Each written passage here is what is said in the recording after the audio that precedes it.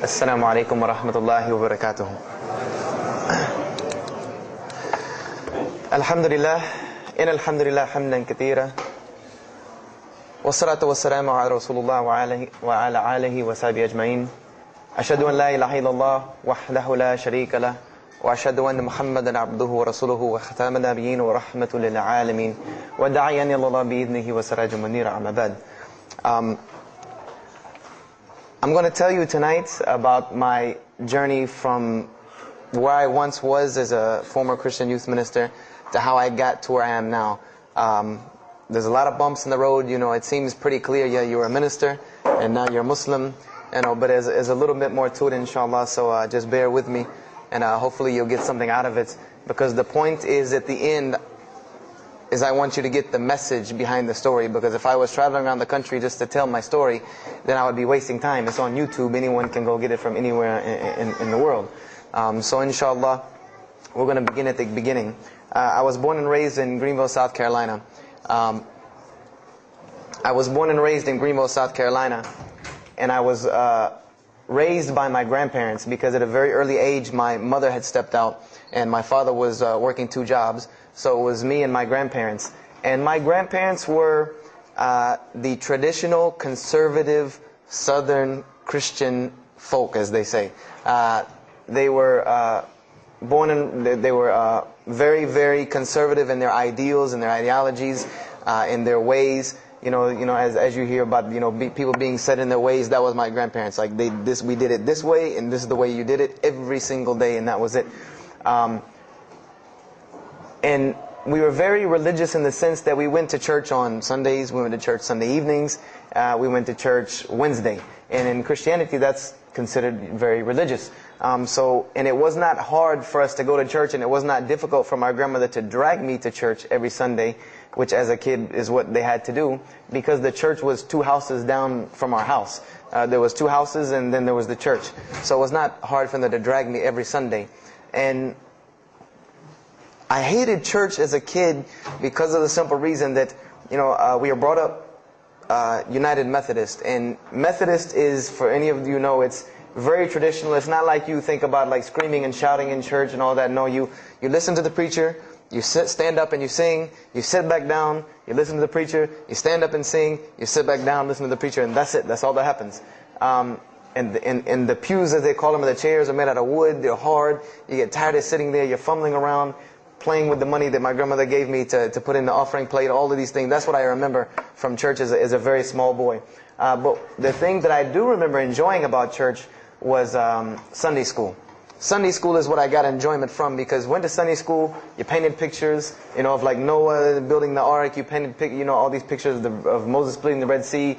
You learned the stories of Moses freeing the children of Israel from Egypt. You learn the story about him splitting the Red Sea. You learn the story about Noah and the ark. You learn the story about David and Goliath. You learn all these beautiful stories in Sunday school. So this was basically, as coming up, this is what I knew about Christianity, was the stories that I learned in Sunday school, because I never listened to the preacher during regular service. So that was the only thing I knew about Christianity. So coming up, this was how it was. It was just the norm. And the conservatism in my house, just to give you an example, and about the level of conservatism, is, let's talk about gender issues. Let's say when I became 12, 13, 14, and I started to actually, notice females, and I actually didn't think they had diseases and wanted to run away from them every time I saw them. Let's say I wanted to have a girl over or something of this nature. It was so serious to my grandmother that I had to make an appointment with her, let her know this girl was coming to my house. We had to sit in the formal living room, which in the South, I don't know how it is here, but you have the dining room, then you have the formal living room with all the nice stuff that you don't go in unless there's company over. And my grandmother either had to be sitting in the same room with us or in the kitchen where she could see directly in the room. I mean, this is just how it was in my house. This is how my grandmother and grandfather were. They were very stern. They were very loving, but there were rules, and those rules were the way they were, and they did not change. So this was my upbringing. And I would say at about the age of 12, 13, 14, more along the age 13, 14, I started going to the Saturday evening youth services at my church that were for 12 and up. And the youth services were held in the gym, and they were totally different than church. At the youth services you went, we played basketball, we played volleyball, we played dodgeball, we played every kind of sport, and we ate pizza and cake and candy, all the stuff kids like to do. And at the end, the youth minister, who happened to be my catty corner neighbor across the street. When I was 14, he was 17. He was the youth minister, so he would sit us down and give us a 30-minute lecture about Christianity, about something about God. He would give us a 30-minute sermon, and that's how the youth services were. And going to these youth services, I met some other people who went to other youth services. They invited me to Young Men for Christ and other things that were going on in South Carolina. And so I started to go to these different retreats and camping trips with them. And so that is when I would say that I started to become a Christian out of will. I became a Christian because I wanted to, not because it was something I was dragged to do. I started to actually want to be Christian. This is something I wanted to do. I made my own choice and my own decision to do it. So when I turned 15, I started going to high school. And when I was a freshman in high school, my best friend, who was the youth minister, was a senior in high school. And I remember we had a very close bond because I had not had my license yet, so I used to ride with him to school every day. And it was a big deal for me to be able to ride to school with a senior, especially since he had a brand new, or it was a brand new, but he had a restored '67 Mustang, which I've always been a fan of cars when I was a kid. So we had a very close bond, and we were very good friends because both of our parents were very similar. They didn't let us do much. So we spent a lot of time with each other. And when I became a sophomore, he graduated and started to attend Bob Jones University. I don't know if that rings a bell with anyone, but Bob Jones University is a very prestigious conservative Christian college in South Carolina.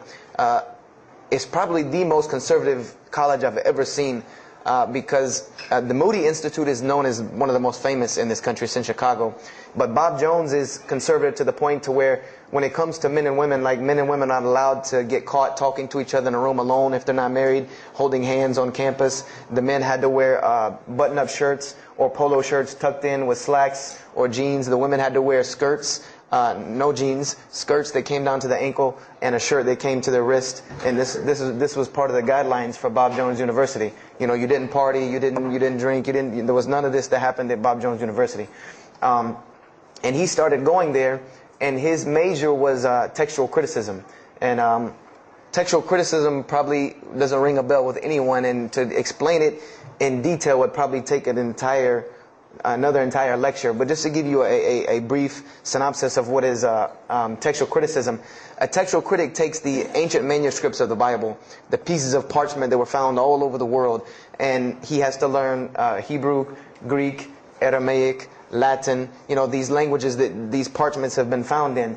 And he has to take these scriptures and try to find out where they came from, why there are variations in the many different versions of the same parchment. Let's say you have Matthew chapter 1 from the Bible. There might be 5,000 different variant readings of Matthew chapter 1 in 6 languages. And so he has to be able to take all these and sift through them, try to find out why there's so many variations of the readings, and then determine which one is the original. And that's not as easy a task as it seems. You could figure, which one ever the oldest is probably more original, which is not the case. Since there are no originals, you might have one parchment that is the oldest parchment of the group, but it might be a copy of a copy of a copy of a copy of a copy of a copy with laden with mistakes. And then you might have the newest parchment in the series that might be a once over copy from an original, or a twice over second copy from an original. Therefore, it would make the newer parchment more original than the older one. So it's not a very easy field to go into. And he started studying textual criticism, and being that I was his best friend, I started studying textual criticism. Whenever he was, doing his homework or research papers, I was right there with him. Whenever he did a homework, he would always let me read it. Or when he finished his papers, he would give them to me. He would pass down all of his papers to me. Every textbook, when he was done with it, he would give it to me. I started to learn a little bit of Greek, a little bit of Hebrew. So I became, started to become a layman's textual critic, and I applied to Bob Jones University in my sophomore year because it was a 3-year waiting process for Bob Jones. And when I turned 16, almost 17, my friend came to me one day and he asked me a question that I had never really even pondered upon. He asked me, he said, "Have you ever read the Bible?" And I said, no, in church. I mean, yeah, we've all read the Bible in church. You know, your parents make you open it up and look at it. And at the Bible studies I went to, Young Men for Christ, we did have Bible studies, and we'd read a few passages and talk for 2 hours about those few passages. But he's like, no, have you ever read it? You know, like you read a book beginning to end. I said, no, I don't know anybody that's read, nobody that I knew had ever read it, beginning Genesis 1:1 to the end. He said, but this is the inerrant Word of God, as we are taught. This is our instructions on earth. Why haven't we read it? You know, why have we not read this book? And I said, you know, that's a very good question. And he gave me a challenge. Well, it was basically a challenge for us both. He said, let us start with Genesis 1:1 and let's read the Bible and let's see what God says to us. Because this is the inerrant Word of God, inspired to men, for instructions for us. So let us see what God says to us. If God can talk to the preacher through this book, why can't He talk to me? I said, you're right. I said, that's very good. I had a lot of time on my hands. I wasn't really allowed to do much anyway after school. So I said, why not? Let's read the Bible. I was somewhat nerdy as a 14, 15-year-old, 16-year-old. So we started to read the Bible. And we decided to go from Genesis 1:1. And what we tried to do, this was the attempt that we made, was to not think of anything that we'd ever heard about Christianity, but to open the Bible and let's say I just found this book in the desert and read it and see what it says to me.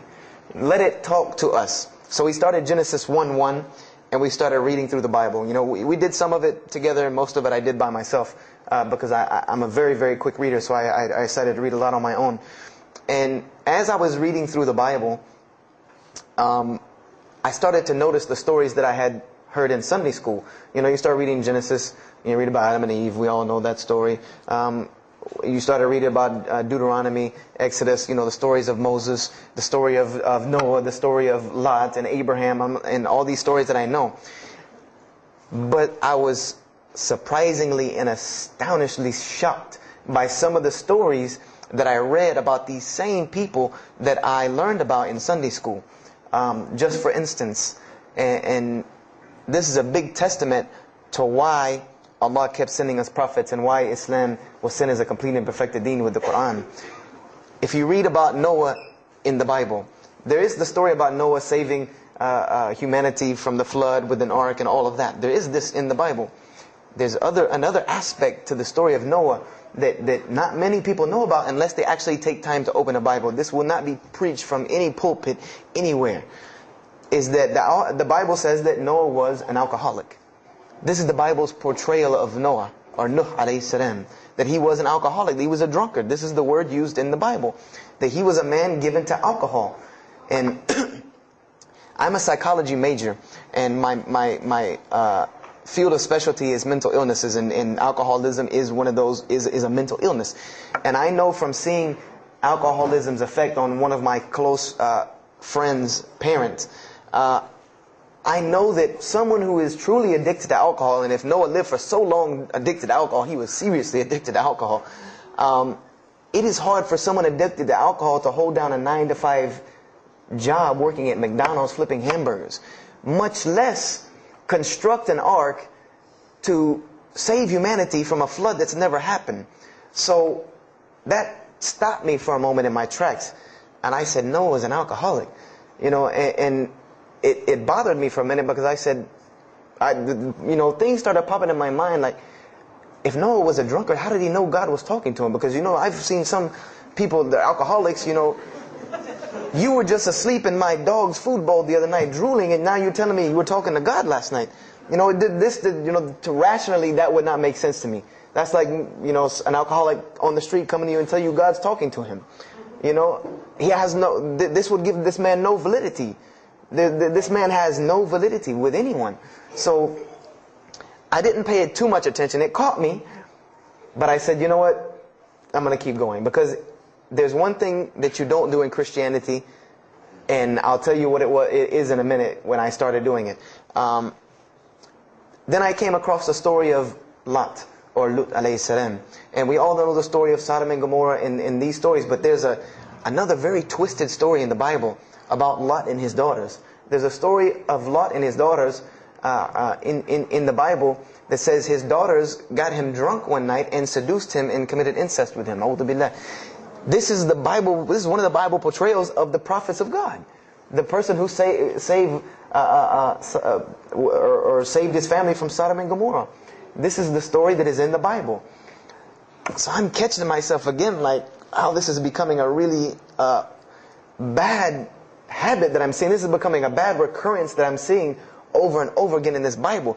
So, after that I started, speeding through some of the other mumbo jumbo to get to more of these prophet stories. And I got to the story, there are others, and there are some stories in the Bible that are not PG rated, period. They're not rated for talking anywhere. You would need an 18 and up ID card to be able for me to even tell you these stories. So the one that intrigued me, that caught my attention the most, was of my most beloved story in the Bible, and that was of David and Goliath. That was my most intriguing story to me, because not only was, it said that in the Bible that David was a very small man and Goliath was a very big man, and that was appealing to me because I've always been very short, and as a kid I was really short. So, I said this was a very beautiful story to me, just in its prose and in its concept of overcoming. And so I started to read about David. And there are very beautiful stories about David in the Bible. There are indeed. But there is one story about David in the Bible that shocked me to my core. And it's a story about three people. There's three people in this drama: David, Bathsheba, and Uriah. And it says that David saw this woman named Bathsheba. And she was one of the most beautiful women of her time. And she happened to be married to one of the commanders of his army named Uriah. But David on this day decided that he was not able to resist his temptation to be with this woman Bathsheba, so he did. And he committed adultery with her. And knowing that he did this, the way that he decided to cover it up was he sent a letter to the generals of his army saying that when the battle was fierce, for everyone to pull back and abandon Uriah, so that he would be killed, and when he dies, then he could have Bathsheba, no harm, no foul. So David went from being the slayer of Goliath, the hero from man, to an adulterer, a plotter, and a murderer.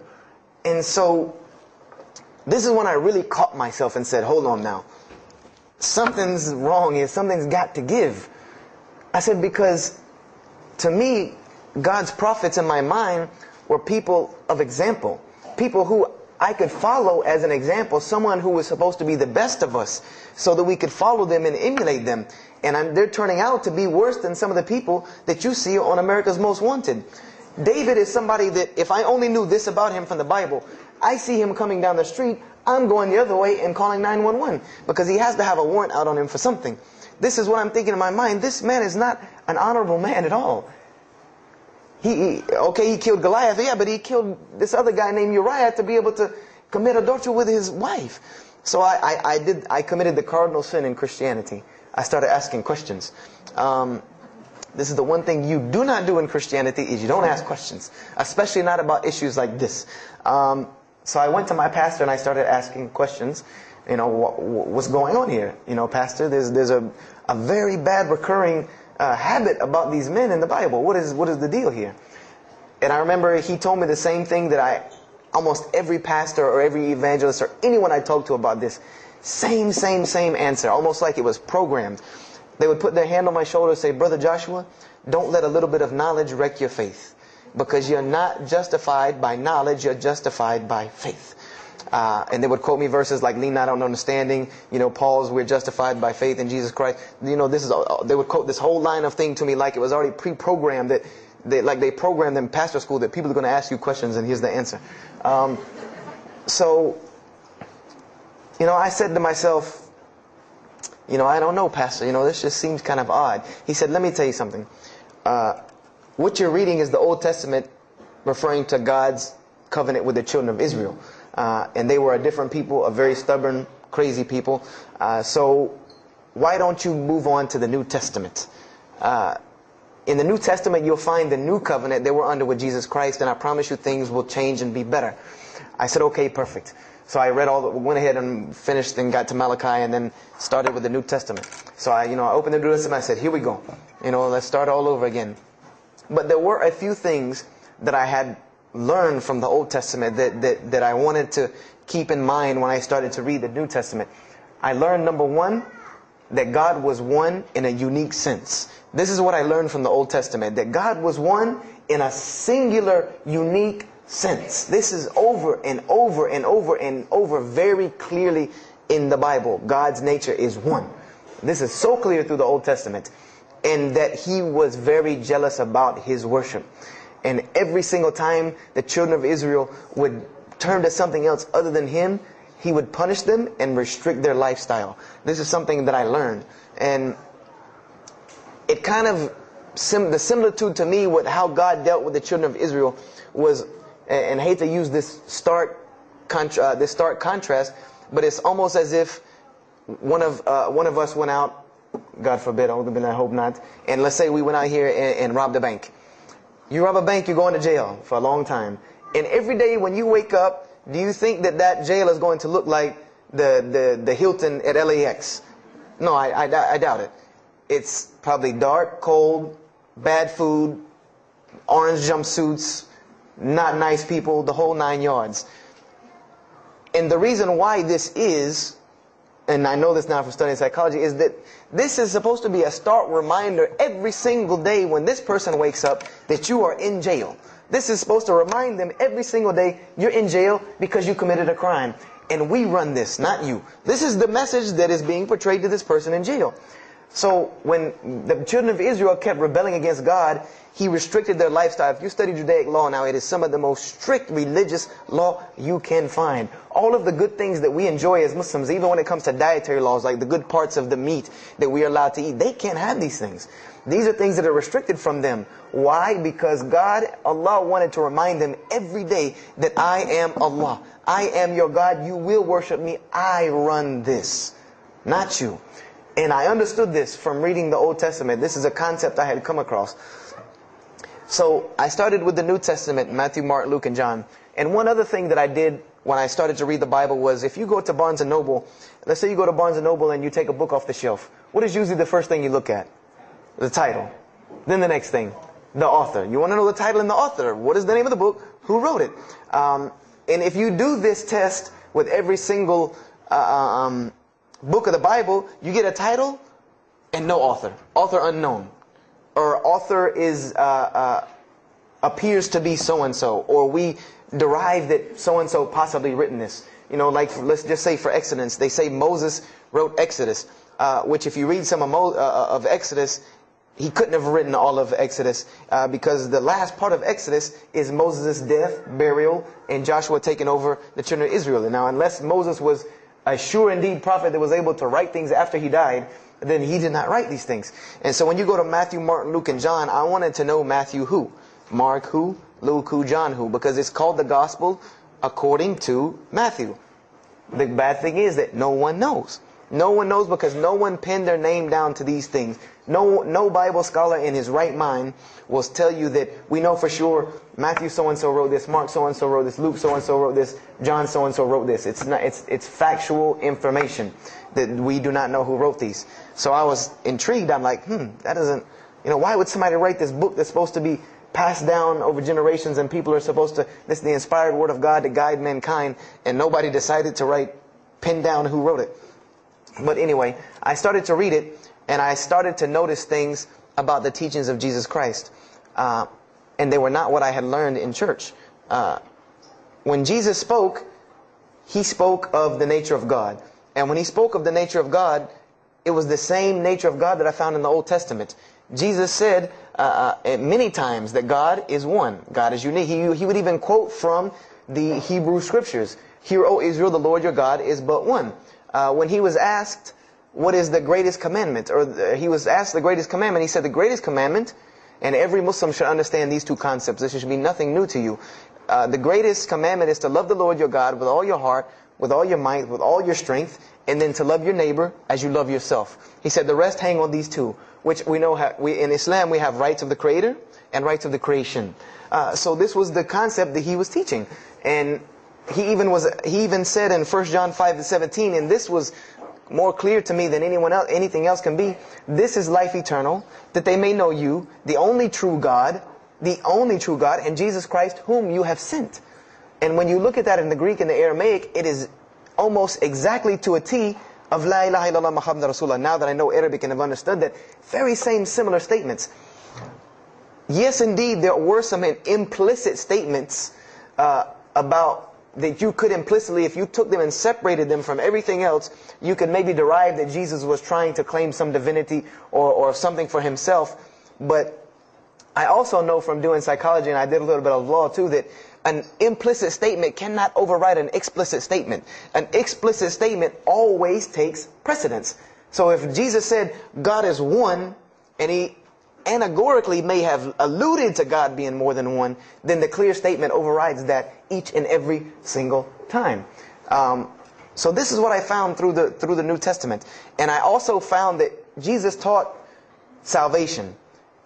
But his salvation that he taught was obeying God and following the commandments. This was his mode of salvation. One man asked him, "Good master, tell me how I can inherit the eternal life." He said, "Follow the commandments."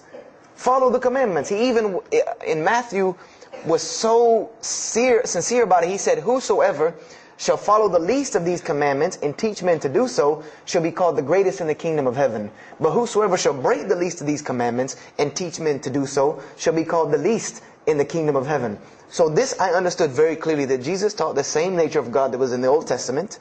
He taught that the salvation lied in worshiping God and following the commandments. This I understood. Matthew, Mark, Luke, and John were very clear about this. There were other things, the only begotten Son, but these things were not in red letter, so I did not give them as much weight as what I did to the actual words that Jesus Christ was saying out of his own mouth.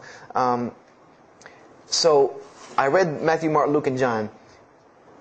All of it was saying the same to me. I said, I was thinking to myself, this is not what I was taught about Christianity. You're taught that God is 1 and 3, 3 and 1. 1 equals 3.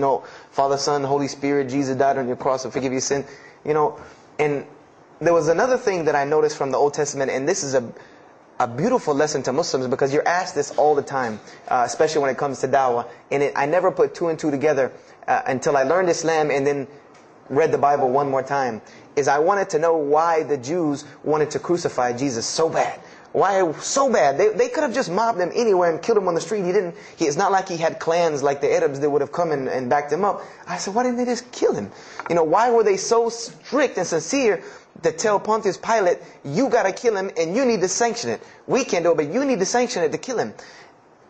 And now I understand it. Was that Jesus had a mission, and that mission was to share God with the world. And Paul even kind of tells on himself in his book of Galatians as to why Jesus was meant to be crucified, or the Jews wanted to crucify him. Paul said that the crucifixion is the stumbling block for the Jews. And he explained in Galatians that Jesus Christ, and this is how he tried to roundabout explain it, was cursed for us, to remove us from the curse of the law by taking this curse upon us. For it is written, and he quoted the Old Testament, everything that hangeth on a tree is cursed. So I went back and studied the Old Testament and Judaic law, and I realized that people who were crucified, that was considered a curse upon them. You had to do something pretty serious to get crucifixion, because it was considered a curse from God. It was part of their law that when someone is crucified, that person is cursed. So wherever they buried these criminals, like in the graveyards in Israel, in Jerusalem, in Palestine, where they buried these criminals that were crucified, this was considered cursed ground. This was considered ground that you didn't go on, and you did nothing here, because these people are cursed by God. So I started to put 2 and 2 together. It's not that they wanted to kill Jesus, because they could have just killed him. They wanted to disprove who he was. This was their point, was to disprove who this man was. He said he's the Messiah. They wanted to disprove it. And they knew, if you can crucify Jesus, he can't be the Messiah. He cannot be our Messiah if you can crucify him. And even if he is, if we can still force our crucifixion on him, then that'll detriment his message. So they understood this and knew this, and this is why they wanted to crucify him. And this is exactly why Allah saved him from it. Because everyone asks you, why did Allah save him from the crucifixion? Because you cannot crucify. That was part of his law that he came to fulfill, that he could not be cursed according to this law. He said, I have come to fulfill the law. To fulfill it. Therefore, he couldn't be cursed according to it. And this is why he went to the Garden of Gethsemane and asked God to remove this from him, because he knew how detrimental this was to his message of crucifixion. So I began to see all of these things. So I started to read. I got to the book of Acts and started to read the writings of Paul the Apostle. And things went from this to this. It went from one way to another way. It went completely flipped, turned around. The entire teachings went from obeying God, worshiping God, following the law, to worshiping Jesus Christ and abolishing the law completely. Paul even wrote to the Galatians, "Oh, you foolish Galatians, why are you still following this cursed law? Jesus Christ came as a curse to remove us from the affliction of this curse." So I said to myself, but Jesus just said a few books before this that whosoever shall break the least of these commandments and teach men to do so shall be the least in the kingdom of heaven. And here you go, Paul preaching this gospel to abolish the law. So I even asked, what is going on here? So I started asking my pastor, and my pastor said, now you're getting into deep water. Now you're starting to question the New Testament. You really have some issues. They even thought that I might be, possessed and all kinds of things. So I had a very big conflict going on inside of me, and my friend took me to his textual critic teacher, his professor. And what this man told me probably wrecked my faith in Christianity. And I always say, I doubt he would be very happy me traveling around the world telling people that a Christian professor from Bob Jones University wrecked my faith in Christianity. But he did. Because what I asked him was, what happened to all these contradictions? In the Old Testament there are many contradictions. If you study Hebrew language, you'll understand that when you read some of the Old Testament or the Torah, that there are some parts of the Torah that you can see is the most beautiful Arabic that you can see, the most beautiful Hebrew that you can see, just like when you read the Quran. It's very beautiful Hebrew. And then 2 chapters later, you'll see Hebrew that looks like a broken 3-year-old who is trying to scribble some Hebrew down. It looks very colloquial, very dialectic. You can tell it's not the same person speaking. So I went and asked him about all this stuff I saw. And he told me, he said, what you have is a book written by men over centuries and centuries and eons and eons. And he says, and this book started as an original that was copied and copied and copied, and somebody added a mistake, and somebody came behind him and corrected that mistake and added 2 of his own. Someone came and copied it and skipped a line and added a line where it wasn't supposed to be. And then someone else came and copied it and took it to his country. And in order for it to fit well with the doctrine they were teaching, he would cross out a dot here or cross out a word here or change a word here so that it would fit with the theological ideas of this part of the world. And he said, and after all these years, you have a book now that is compiled from all of this, written by the hands of men that still have men's fingerprints left on it. And that's what you have. You have an imperfect book that is only perfected through faith. This is exactly what he told me, that this book is perfected through faith. You cannot perfect it textually. It's not a textually perfect book. Those who believe in it by faith. And so I said, here we go again with this faith thing. I said, God gave me a brain for a reason. If He did not want me to use it, He would remove this reason and logic part of my brain out and replace it with more faith. So, and I was of the opinion, as the saying goes, my grandmother didn't raise a fool. I'm no fool. I said, I can't believe in this. This book I've been taught is the inerrant word of God, and you're just telling me that it's a book of errors that's only perfect through faith. That's like me taking a 1982 Datsun all beat up and say, if you believe it can be a Mercedes. If you believe. That would make no sense. You can't take a car to the car dealership and say that. No, if you really believe it, if you look at it right, it's a Mercedes. So I said, no, this is a book full of errors. And God's religion is perfect. If God has a religion, it's perfect. If He has a book, it has to be perfect because He is perfect. So I left Christianity completely. And I decided that I was, I had learned some concepts from the Bible. God was one. You couldn't fool me of that. I had also concepted that there should be nobody standing between me and God, because He created me without permission from anyone. Therefore, I don't need to be taking permission from someone to go to Him. If I had to be forgiven for something, it should come from Him, because on the day of judgment, it's going to be me and Him alone. And I didn't know about God's prophets yet. I had my doubts and persuasions about that. So I decided to start searching other religions. I went back to Judaism. I studied Judaism. I found the same thing that Jesus taught about two spiritual Jews that leave the law, and Jews that were so caught up in the law that they left no room for spirituality. I studied Buddhism, Hinduism, Taoism, Confucianism, Wiccan, Bushido. Everything I could get my hands on, every type of ism or religion, I studied it. But there was one litmus test that I used for every religion. And whenever I met them, or the people or whatever about this religion, I would always ask them, do you have a book? Do you have a book? Because another thing I had come to the conclusion of is that if your religion is true, you should be able to tangibly hand me something and show me that this religion is true. Give me something that I can see. I don't want to hear that faith stuff anymore. I heard that all my life, and look where it got me. It got me thinking I'm driving a Mercedes running around in a 1982 beat-up Datsun. I said, no, you have to show me. And so I read the Bhagavad Gita, I read the Torah, I read the Scrolls of Tao, I read the Code of the Bushido, I read the Wiccan Book of Spirits and Spells and all that other magic stuff they have. And I read all of these things, and I found something very congruent with all of it, was that there were very same philosophies and teachings in all of these major religious books. They all talked about God and His nature. Most of them alluded to the fact that God is one, and that God sends messengers to us and people to us to teach us. But they were filled with a whole bunch of garbage, to be honest with you, that I couldn't logically, rationally believe. So at about the age of 17, just about the time, about 17 and a half, I gave up my search for God.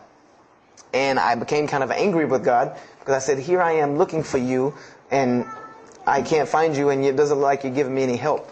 And I don't know how many of you know, but for a 17-year-old that is frustrated with God and the world, there's a lot of trouble he can get into. There's a lot of things he can do to put himself in predicaments when he's frustrated the world and had come to the conception that, if there's a God that exists, then He doesn't really care about me.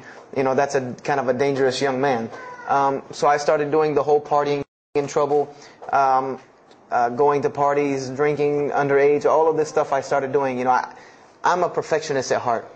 So when I was a Christian, I tried to be the best one I could. If I was going to switch to being any other religion, then I was going to do that 100%. So you better believe when I went after the dunya, I did that 100%. And I was a martial artist since I was 15 years old. And even though it was only 2 years, 2 years at 17, you think, you're Bruce Lee. So I got into a lot of fights.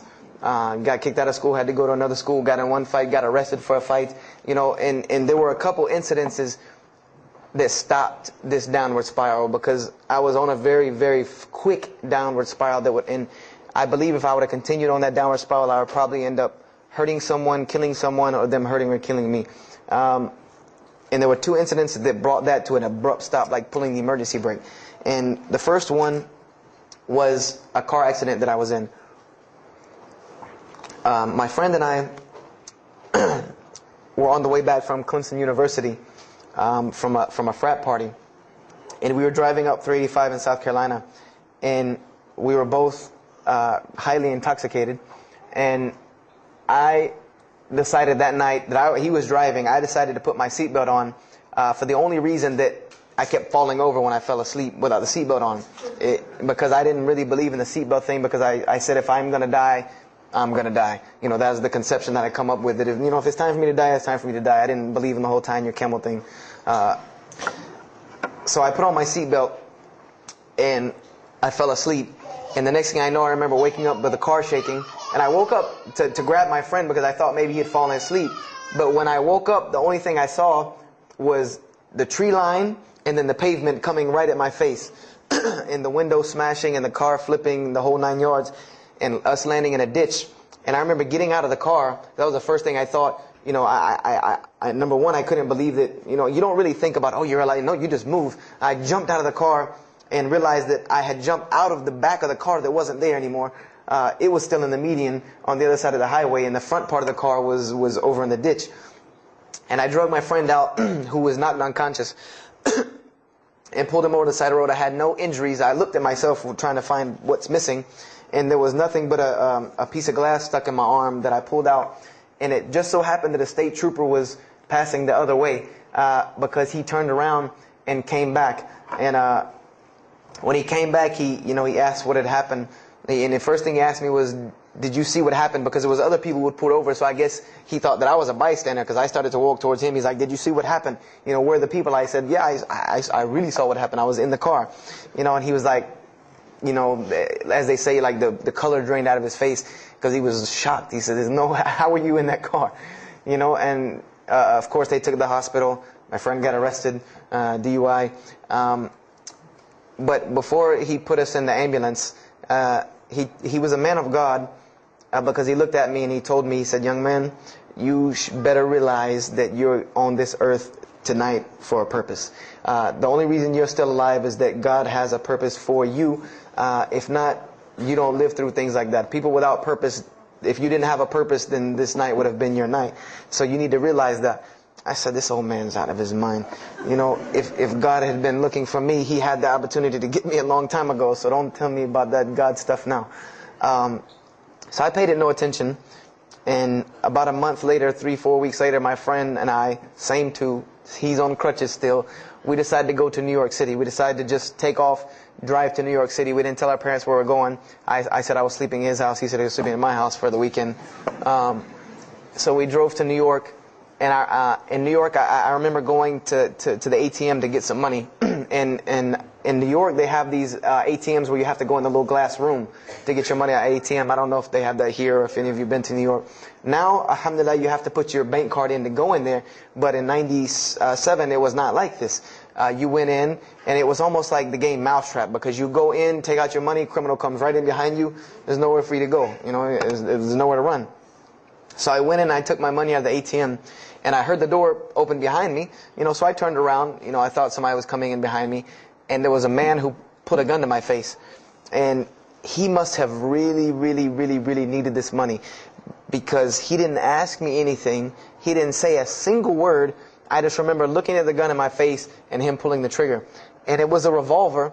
And to this day, I'll never forget that image in my head of seeing that little spindle turn and hearing that very distinct click of a revolver. And it probably could have been like a 32 snub-nosed gun like this, but when it was in my face, it looked like one of those like cannons that you see on the movies. And I remember when he pulled the trigger, I didn't think anything. You don't think anything. It just blank. You just go into this like shock of blankness. And then a couple seconds later, thankfully I had been doing martial arts. That might have helped me overcome the fight or flight syndrome, because all I could think was, go! You know, like myself kicking myself, like, what are you doing? Go! So I bum rushed him. We went flying. He went flying. Money went flying. Gun went flying. And I took off and went to the hotel and didn't say anything to anybody. We went back to South Carolina the next day. And I didn't say anything because we weren't supposed to be in New York. My grandfather would have killed me. If that guy didn't kill me, my grandfather would have took care of it. So I didn't say anything until about a month or two later. You know, I kept having nightmares about this same incident. I kept having night terrors from this incident. And so I told my grandmother about it. And she told me the same thing that the officer had told me. She said, you know, you have to realize that God has a purpose for your life. You're here for a reason. People don't go through the things that you've been through and still walking on this earth without a reason, and you're pushing the limit. This is what she told me. You're pushing the limit, really. God has something for you, and He wants you to get it, but you're pushing it. And she didn't tell me to go back to Christianity and study my Bible. The only thing she told me was that God hasn't gone anywhere. You just have not looked in the right place yet. And so I decided to put myself back together. You know, the car wreck, the gun thing, the getting arrested for fighting, like all of that, like really made me stop really quick and think, that I need to get my stuff together. So I became an agnostic, someone who I believed in God with no form of religion. I prayed to God on the floor on my hands and knees, because this is how all the books of God, this is how the Bible, the Torah, the New Testament, the Bhagavad Gita, all of these scriptures that I ever read, they said that this is how the men of God prayed. And it was during this time that I did read one book about Islam in the public library, because I had never heard of Islam ever. But I remember I was looking in the religious section in the library at school, and there was a book about Islam, and or it was in the library, the public library, and I remember it was some title like "Why I'm Not a Muslim" or some one of these titles that was propagandistic against Islam, but I had no idea. So I just took the book and I read it, and I remember it said that Muslims, Moslems, and any of you knowing Arabic knows that's a very derogatory word. A Muslim is someone who oppresses someone else. That's a very quick sleight of the pen that was used in the past for a very real purpose. It said that Muslims were people who worshipped a moon god named Allah, who lived in a box in the desert in Saudi Arabia, and they were oppressive to women. I remember there was a whole chapter about how they could have 4 wives and as many as they want, actually, because they could marry 2, divorce 1, get 3 more. This whole, and it said that I remember the one thing that really caught my attention was the whole chapter on jihad, where it said that Muslims were allowed to kill non-Muslims at any time, at any place, without discretion, and it was an honorable act, and not only would they go to heaven before it, but they would get 70 virgins on the way. So I closed the book on Islam, put it back on the shelf, and marked off Islam off my little list of religions, and said thanks but no thanks, and if I ever see a Muslim, I am out. And I said I'm pretty safe in Greenville, South Carolina. I had never seen a Muslim ever. So I said, I don't have to worry about running into no Muslims, thank God. So, I started, just worshiping. I tried to just be a good person, pray to God, ask Him for guidance, try to be a genuinely good person. And I remember what changed is when I met a Muslim. I met a Muslim who I had met a couple of times at school. We had went to school together, and I knew him, but I never knew that he was Muslim. And there's a couple of reasons why I never knew he was Muslim. Because he was African American, number one, and the book said that Muslims were Arabs. And number two, I didn't know, I thought Muslims ran around, marrying as many women as they want and killing non-Muslims. I didn't know that they could also be part-time drug dealers. So I never knew that this guy was Muslim. I didn't put 2 and 2 together. So we were at his house one day, and me and my other friend, the one that I got into a lot of trouble with, I'm trying to keep him out of trouble now. We were at his house, and we were debating something about religion. I forget what even the topic was, but you had 2 teenagers thinking they know everything. And I was trying to explain something to him about the Bible. And that guy came in and was listening. He said, "Have you ever heard of Islam?" I said, "Yes, I've heard all about Islam." He was like, "Okay, so what do you think of it?" I said, "What do you mean what I think of it? That's probably the worst religion I've ever seen on the face of the planet." He's like, "Why?" And he's like, "But I'm a Muslim." I was like, "Man, stop playing." You're an African American. He's like, "So?" I'm like, "The book said you guys were Arab. All the Muslims were Arabs." He was like, "What else did you read in the book?" And I told him. He was like, "Man, what in the, what have you been reading?" He's like, "You need to go to the mosque for Jummah." He's like, he told me, he said, "I'm not a good Muslim." This is what he said to me. He said, "I'm not a good Muslim. I'm not even going to try to front and say I'm a good Muslim." He said, "But I can guide you to some people that can tell you the real truth about Islam," because he knew about my story about wanting to find religion. And he said, "You need to go to the mosque for Jummah." And I said, What's Jummah?" He said, "It's just like church with no chairs." And I said, "I can do church with no chairs because in church the chairs were the worst part anyway." Because they had these hard benches that you sit on that are like this, and they're so hard. I said, "That's good. You sit on carpet? Wow, man, every church should be like that." And I said, where's the mosque? He said, it's on Wadehampton Boulevard. I said, where on Wadehampton Boulevard? I lived on Wadehampton Boulevard. I lived right off of Wadehampton Boulevard. He said, you know where Lee Road intersects with Wadehampton? I said, yeah, I live on the other side of that intersection. He said, it's right there. I said, no, it's not. There's nothing. There's a gas station or a church. He said, yeah, you know that church, the Evangelical Missionary Training Facility? I said, yeah, I used to take missionary classes there. He said, you know that building in the parking lot with the gold thing on top? I said, the gym? He was like, no, that's the mosque. Because I had always thought it was the gym because it was in the same parking lot and it was just rectangular with 2 glass doors in the front. And you could literally walk in between the church and the masjid and touch them like this. Anyone doesn't believe me, go to Greenville, South Carolina, look at the masjid. You can almost touch both of them just like this. He said, yeah, it's right there. I said, I've never, at first I was shocked. Like, I've been living across the street from all these crazy Muslims all my life. I said, I never knew. And he told me to go to Jummah, and I asked him what time. He said he would meet me there at 1 o'clock in the afternoon on Friday. So I said, okay. I went on Friday, and I'm waiting outside for him. I'm not going inside. That's not happening. And I'm seeing all these people going in. And at this time, it was a predominantly Indo-Paki Arab masjid. Anyone who went in was not American, period. And I did not see even one African-American going there. And I did see one, and then when he went in, I heard him talking in a dialect that I realized he was probably from Africa. I said, he's not American. So I'm not going. I'm waiting, and I'm standing outside, sitting on the church steps, and the imam pulls up and parks right in front of me, who I had no idea he was the imam. But he got out, and he asked me, am I waiting for someone, this, that, and the other? And I explained to him. He said, oh, yeah, we know this brother. You don't see him that much, but we know who he is. He said, I'm glad you came. He was a very, very nice, gentle young man. And he invited me into the mosque, and I kind of wanted to wait on my friend, but I didn't want, at the same time, I didn't want to tell this man I don't want to go in.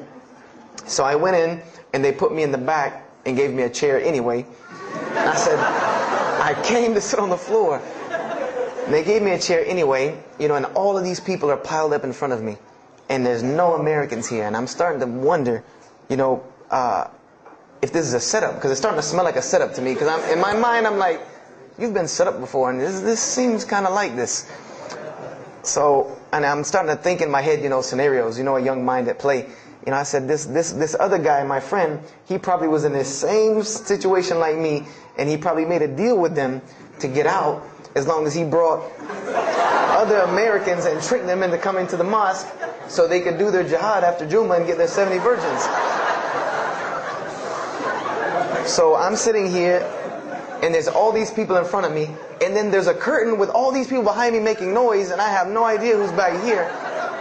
So I'm stuck in the middle of this. I hear that it's some women, but I don't, there's a curtain. I have no idea. So I'm like, there's something very odd about what's going on right here. I'm like, just let me make it. I'm starting to look for the exit. I'm like, calculating how many people are between me and the exit. I know some martial arts, so I said I might hit a couple of them, and I'm out.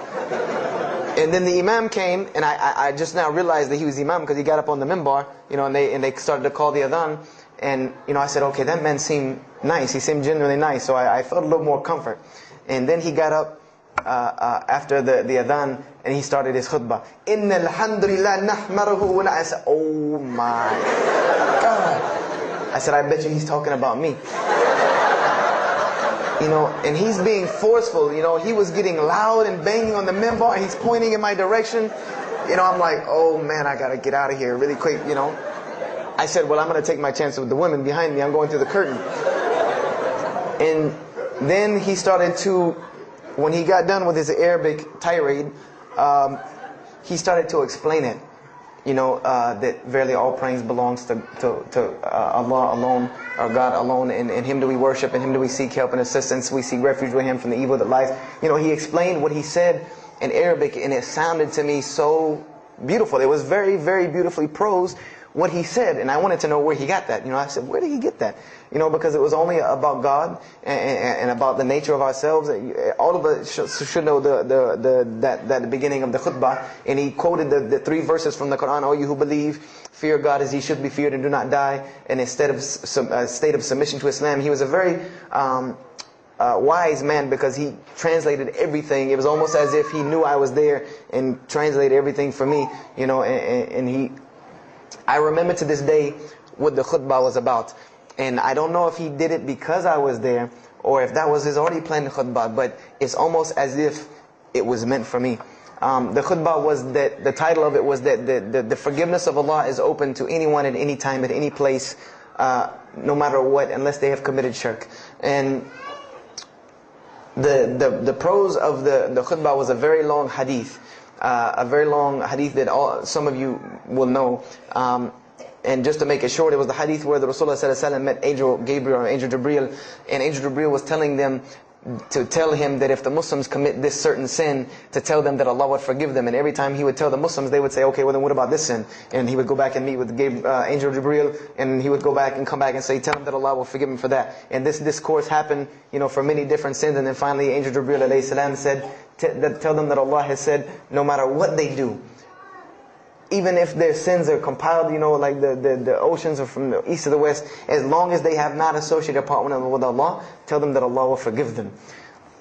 And I remember he told me that, or he said that, that the door of repentance to God is open as long as you have not seen the angel of death or the sun hasn't risen from the west. I didn't really understand the sun risen from the west thing at that time. But, and he said that, God's forgiveness has to come from God alone.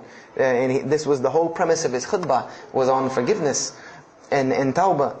And I was saying to myself, these are all of the same concepts that I had formulated through reading the religious scriptures myself. And I'm asking myself, where did he get this stuff from? Where did he get all this? And he started using names like, he used the name Ibrahim alayhi salam, he used the name Musa, and I'm like, he translated it to Abraham and Moses. I'm like, where did he, where is he getting these? These are names from the Bible. I know these people. And so after the khutbah, they started lining up for the prayer. And I got apprehensive because everybody's getting up in front of me and blocking my exit from the door. And so I guess one guy in the back saw me, and because I had to move back a little bit, he said, we're about to pray. And I said, pray to who? And he said, to God. I said, which one? And he said, the one that created the heavens and earth. The same one that's in the Bible, the only creator of the heavens and earth, the only God. I said, yes, I know him. And so the Imam started to pray, and when he recited the Quran, I know it sounded very intriguing. I had no idea what it was. But then when I saw Muslims bow and prostrate on the floor, verses and verses of every religious book that I had ever read started ringing off in my head, that this was the way men of God prayed. And the first thing that I could think of in my mind was, this is worship. That's what I said to myself. This is not prayer, because prayers are asking God for something. These people are worshiping God. So I said to myself that you've written this religion off way too easily. I thought I was a much more open-minded person than that, and I was ashamed of myself that I had written it off with just one little book. I had put all these studies into the other religions. I read this one thing about Islam and was done. So I went to the Imam after Jummah. He talked to me, and I would have to say that I was probably a little bit rude with him. And I've asked him to forgive me. I saw him a few years later. I said, you got to forgive me for the first time you saw me. Because he started telling me, would you like to know a little bit more about... He had a very heavy accent. He was an Egyptian brother. Would you like to know a little bit more about Islam? He tried to give me some pamphlets. I said, no. I don't want any of this right here. I said, do you have a book? This is what I wanted to know. Do you have a book? Can you give me... He said, yes, we have a book. I said, it's called the Quran. I said, can I read it? Is it in English? Can I read it? He said, sure, you can read it. And then he tried to explain it to me a little bit, how it came by. I said, nah, just give me the book, because the book should speak for itself. So I took the Quran home, and on Friday night I started to read it, because this is a book I had never seen before. And I was very interested. So I went home and I opened the Quran, and I read the Fatiha. It seemed to me kind of like the Lord's Prayer. It was a little similar to what I found in the Bible. But then I started to read Surah Al-Baqarah. I started to read Surah Al-Imran. And I started to see names that I had seen before. I started to see names like Abraham, Moses, David, Jesus, Yahya, John the Baptist, Zechariah, Mary. And I said, I know all of these names, but there was something different about these people in this book. The prophets that I found in the Bible were people that were deplorable, of not very good character. These same men in the Quran were someone who were at the highest echelon of moral character and moral fiber. They were someone that was an example to be followed because they lived the message that they preached. Therefore, they were able to be followed and emulated. So, I read all of these chapters and I read the story of Jesus, peace be upon him. Because when I saw the name Jesus first, that really intrigued me. I wanted to see, what does this book have to say about Jesus? And I read the story in Ali Imran, and I read a story in Surah Al-Maryam. And it was more beautiful than anything I had ever read in the New Testament, or any nativity story that I had ever heard. It was more beautiful than that times 10. I remember the only thing that I could capture in my mind was the miracle of how, because in the Bible you never really figure out the conflict of how Mary gets over this finger pointing at her about her coming with a baby and she's not married. There's no real end to that. There's no real defense for her from this in the New Testament. But the Quran is so explicit and so clear that Jesus' first miracle was to speak from the womb, to speak as a baby and defend the honor of his mother. Something that you cannot deny. Something that you cannot deny about her, who Mary was, when you have this baby speaking on her behalf. So, I would say I read the Quran entirely in 3 days. But that first night, after I had made it through Surah Al-Imran, my heart was already given to this book. I didn't know what it meant to be a Muslim. I didn't know how to be a Muslim. I didn't even know what that meant. But I knew that whoever it was that followed this book, I wanted to be like these people. I wanted to be like the people that I read about in this book. These were people I could follow. These were prophets. This was a book of guidance. And this was something that the book is calling and appealing to me. That if you don't believe in this book, you never see that. I've never seen this in any other scripture. The direct challenges that are in the Quran, that if you don't believe this book is true, put it to the test. Put it to the test. And this was something that was so astounding to me, that God is telling you over and over again, if you don't believe this is the truth, test it. Bring me something else like it. Test it. Put it to test. If it was written, if there was more than, all of the analogies about God, everything was so logical, so rational, so reasonable in my mind that it was like 2 + 2 = 4, and that was it. There was no 1 + 1 + 1 = 3, egg, yolk, water, fight. There was none of that foolishness. The Quran was very direct and very straightforward in its teachings. So I gave my heart to Islam that night in my living room, reading the Quran, and I cried and cried, that I had been looking for the truth all this time, had searched all this way, and it was right across the street from my house. And so I went back on Monday to accept Islam and ask these Muslims where in the world they've been all this time. And I go ready to go in there and do my thing, and I go and the masjid is locked. And because they only came on Fridays and for Isha during that time, and I didn't know. So I said, okay, I guess I have to come back on Friday, because every time I passed by the masjid after that, it was always locked. So I came back on Friday and I took my shahada, and as they say, the rest is history. But I don't travel around the world, and this was in December of 1998. I don't travel around the country and the world telling my story, just for the entertainment value. Even though I've been told it does have some entertainment value, I don't tell it for that person for sure. If that was the only reason, then you could just get it off of YouTube and it was the same exact story.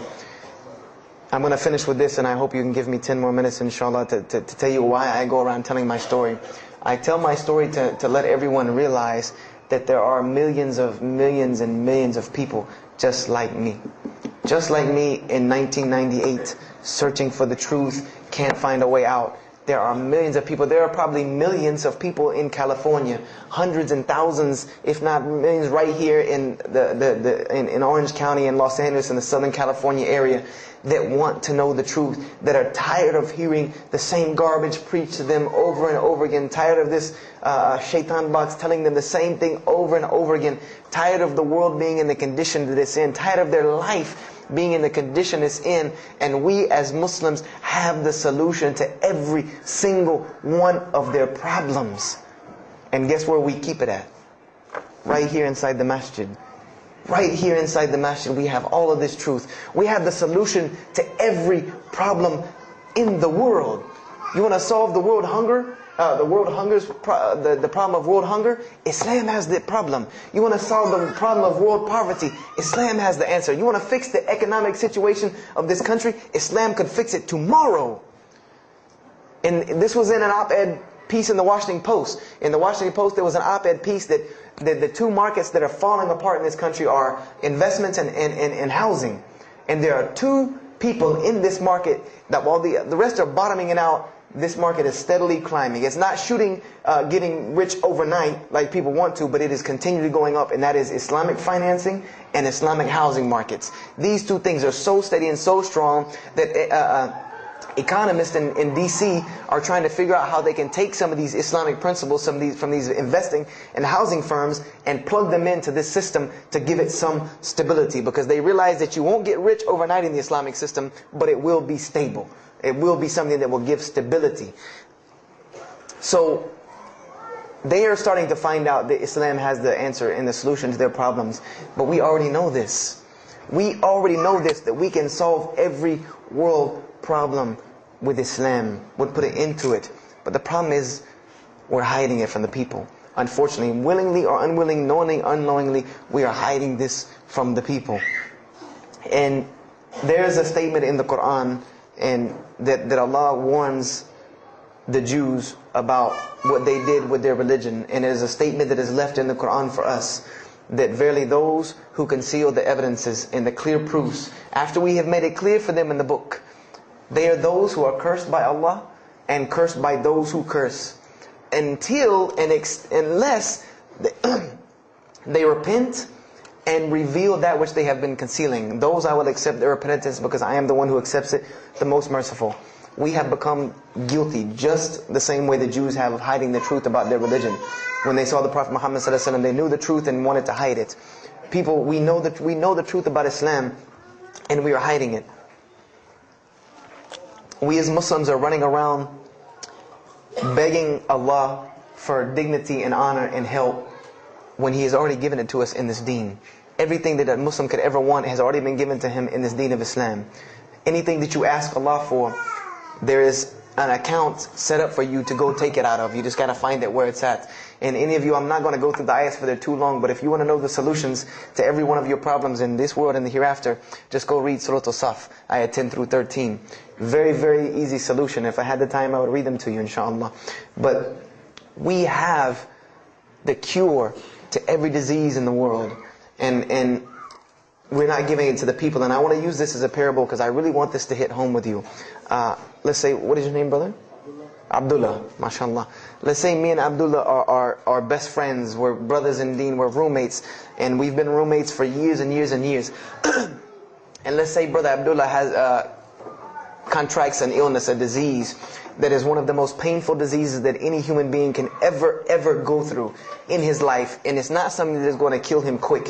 Let's say this disease is going to suffer and fester with Abdullah and make him not be able to eat, sleep, nothing. He's just miserable all the time. When I come home in the evening, he's rolling around on the floor in pain. And let's say I know him in this condition, and let's say one day I come across the cure for his disease. Someone tells me that if you give this to Abdullah or anyone like him, he will be instantly cured and he will never suffer again. And let's say I take that and put it in my pocket, and I don't give it to Abdullah. Why? Why don't you give it to Abdullah? Well, number one, I'm way too busy. I have 2 jobs, going to school, I have a long commute back and forth, I got to drive up and down the 405 every day. I don't have time to give Abdullah this medicine, man. If he wants the medicine, he'll go get it himself. I don't have time. I'm really busy. Number 2, I'm not a doctor. I should not be prescribing Abdullah medicine, and I'm not knowledgeable in medicine. If he wants help, he should go see a doctor. I'm not a doctor. Number 3, Abdullah's, please forgive me, but Abdullah's kind of stubborn. He doesn't really listen very well. He's kind of set in his ways. So even if I tell him this medicine is good for him and it'll cure him, he probably wouldn't even take it anyway. So why waste my time?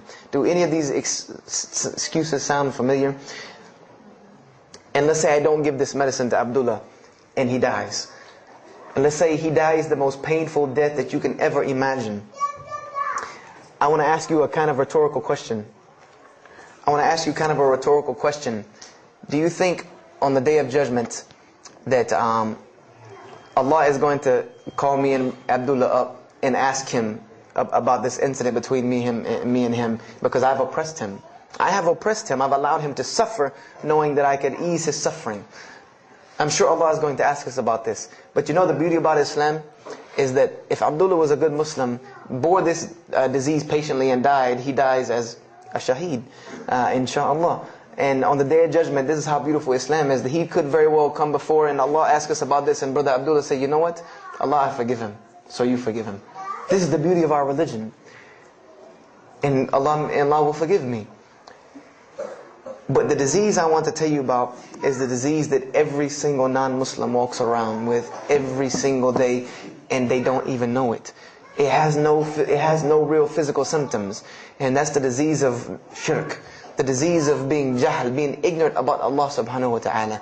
Allah gives them life, and they worship someone else. Allah feeds them, and they thank someone else. He created them and fashioned them in the womb of their mother and knows them better than they know themselves. And they have no idea who He is. They don't even know who He is.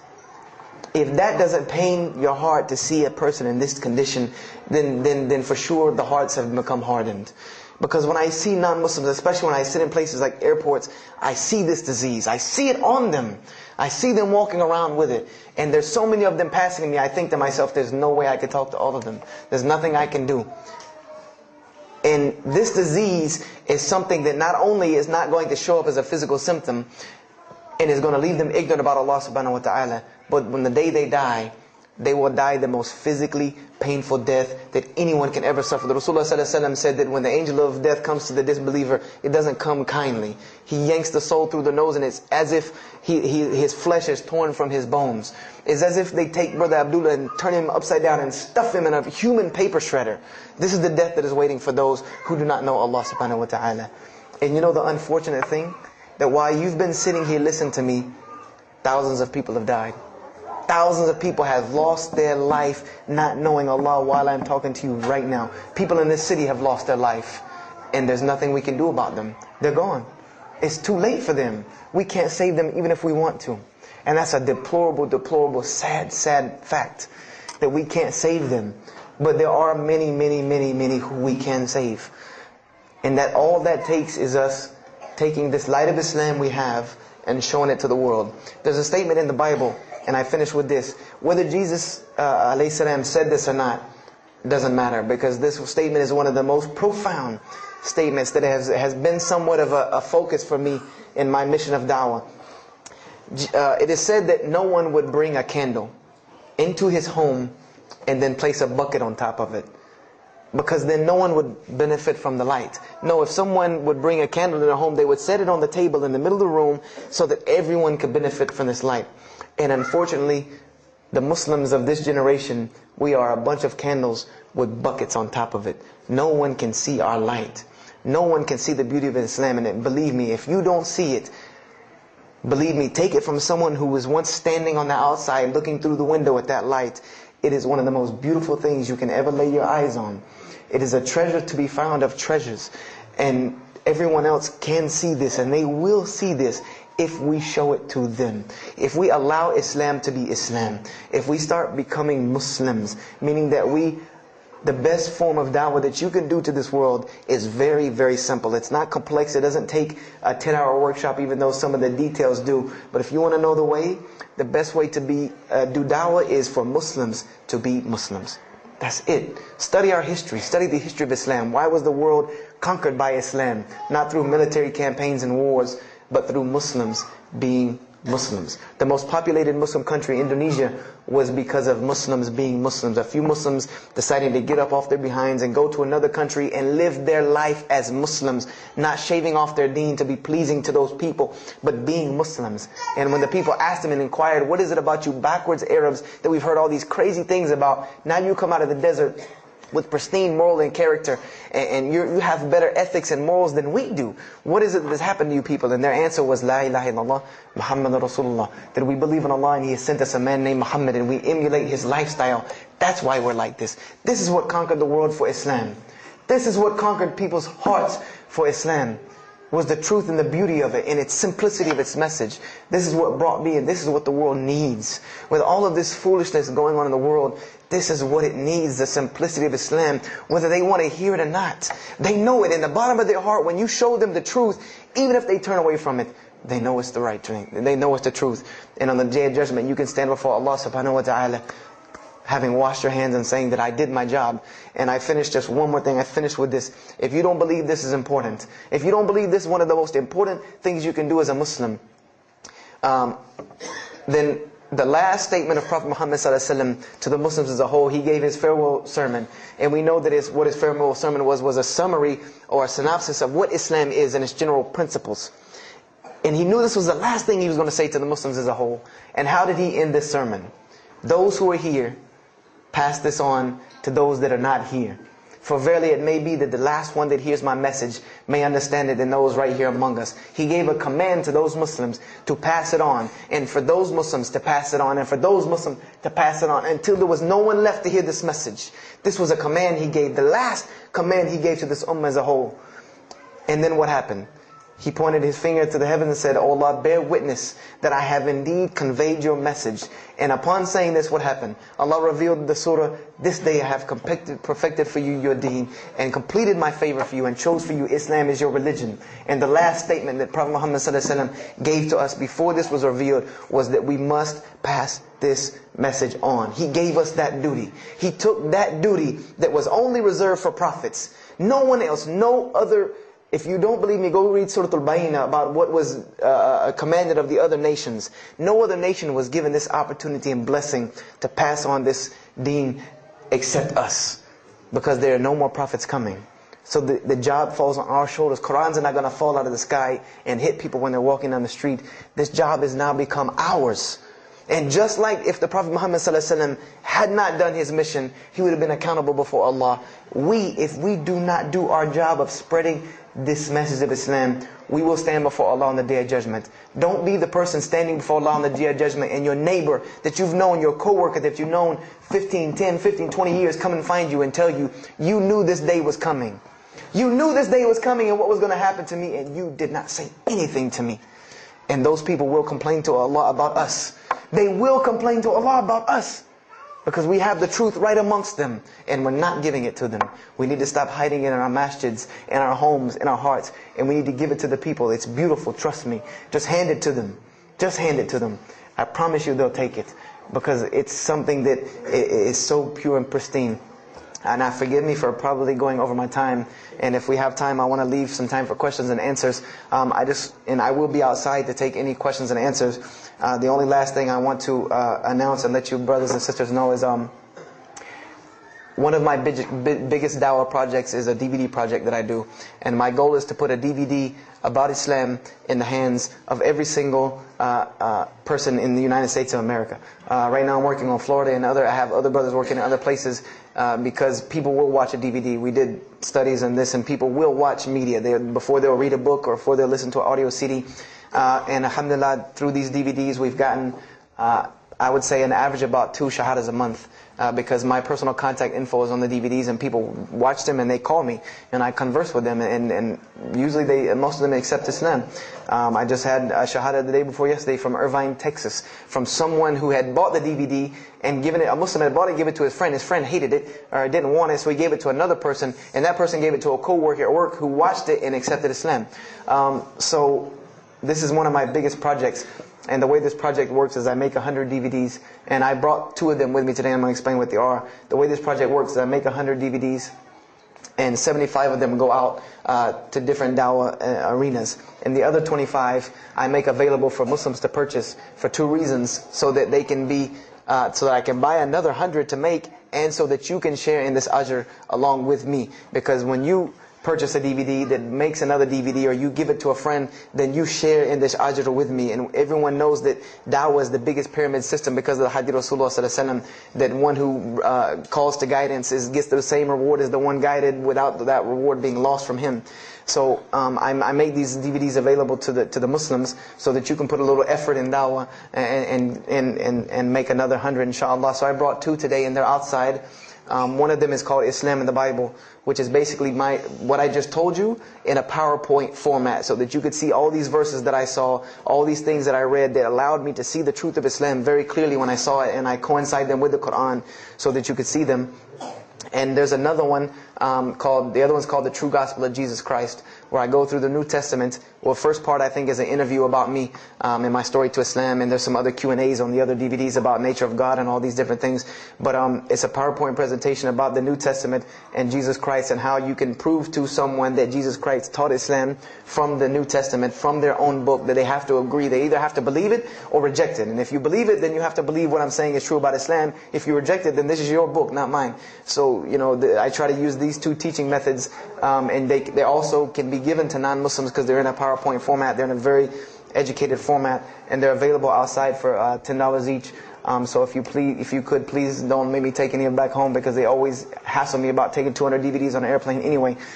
So please come and get them. And if you have any questions, my contact info is on there and everything. If you have any more questions for me, and my website and everything. I thank you for your time. And if anything has been of benefit, know that truly all good comes from Allah subhanahu wa ta'ala. And if anything that I have said is incorrect or hurtful or shameful, know that indeed that comes from my own nafs and my own lack of understanding. أقول هذا واستغفر الله لي ولكم فاستغفروه إنه هو الغفور الرحيم. السلام عليكم ورحمة الله وبركاته.